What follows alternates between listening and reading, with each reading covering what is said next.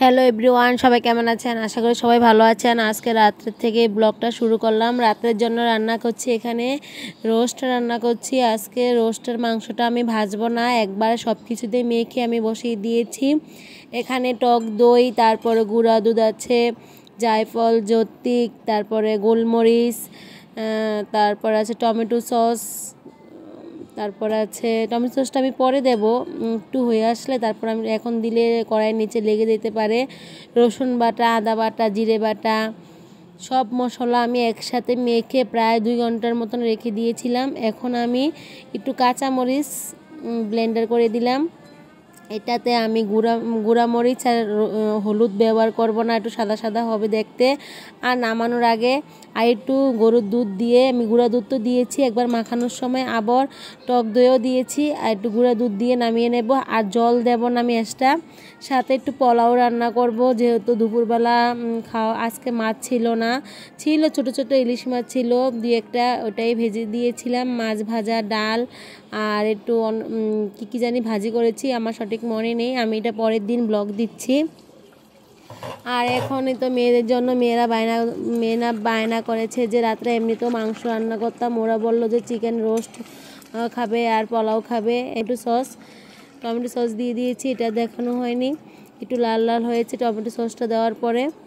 এখানে কোনো রোস্টের মশলা ব্যবহার করিনি, সব আমি নিজের হাতে এখানে দিয়েছি। ও আবার দিয়েছি এখানে পুস্ত, কাজু বাদাম, চারমগজ, তারপরে এলো কাঠবাদাম, সব আমি একসাথে ব্লেন্ডার করে দিয়েছি।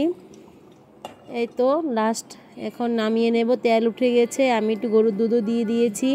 একটু ঝোল একটু এরকম ঝোল নামাবো, যেহেতু টেনে যাবে আর পোলাওর সাথে খাবে। তাই ওরা বলেছিল বিরিয়ানি রান্না করার জন্য, আমি আর বিরিয়ানি রান্না করলাম না। আমি ভাবলাম যে আজকে বিরিয়ানি রান্না করব না, আজকে রোস্ট এভাবে খাও, অন্য আরেকদিন বিরিয়ানি রান্না করে দেব।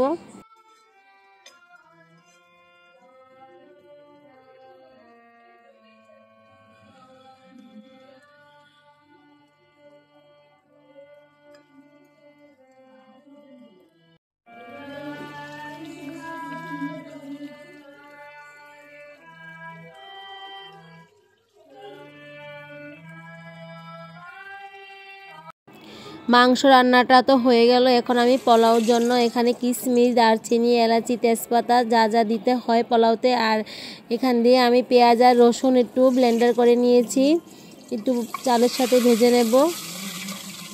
আর কাঁচামরিচ আমি অল্প করেই দেব, যেহেতু গোলমরিচের ঝাল আছে মাংসতে, একটু ঝাল ঝাল করে রোস্টের মাংসটা রান্না করেছি।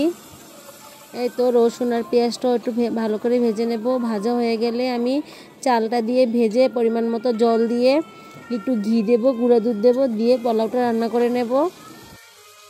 আর ছোটো মেয়ে তো কখন খাবে, মানে পাগল হয়ে যাচ্ছে। আমার কাছে মনে হয় না হলো 50 বার এসেছে যে মা হয়েছে কিনা হয়েছে কিনা, আমার তো খিদে পেয়ে গেছে, গন্ধে তো আমার ভালো লাগতেছে না। ও বলতেছে, আমি বলি যে রান্নাঘরে এসে বসে থাক, তাহলে গন্ধটা তোর নাকে পুরোপুরি যাবে।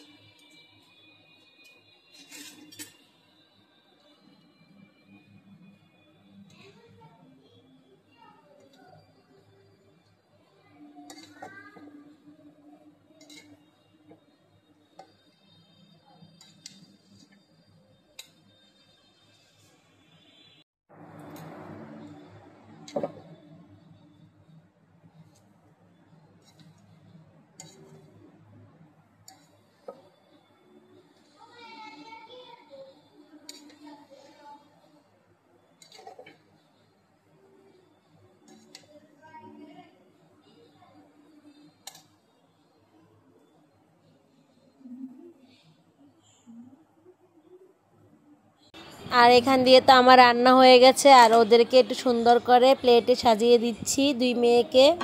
আর আজকে শসাও ছিল না, লেবুও ছিল না, লেবু 2 টুকরা ছিল, বেশি ছিল না, ওদেরকে দিলাম। 2 পিস লেবু দিলাম। এই তো ওর 2 বোন খেতে বসে গেছে। আর ভিডিও ভালো লাগলে সবাই সাবস্ক্রাইব করবে, লাইক করবে, শেয়ার করবে, কমেন্ট করবে।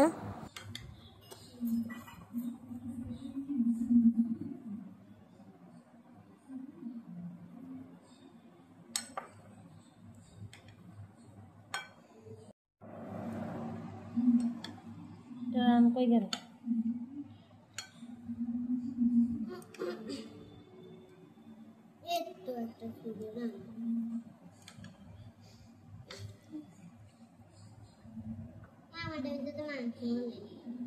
খুলে গেছে সব। ঝুঁকে দিলাম এসে দাঁড়া ছবি তুলে নেই করে নেই।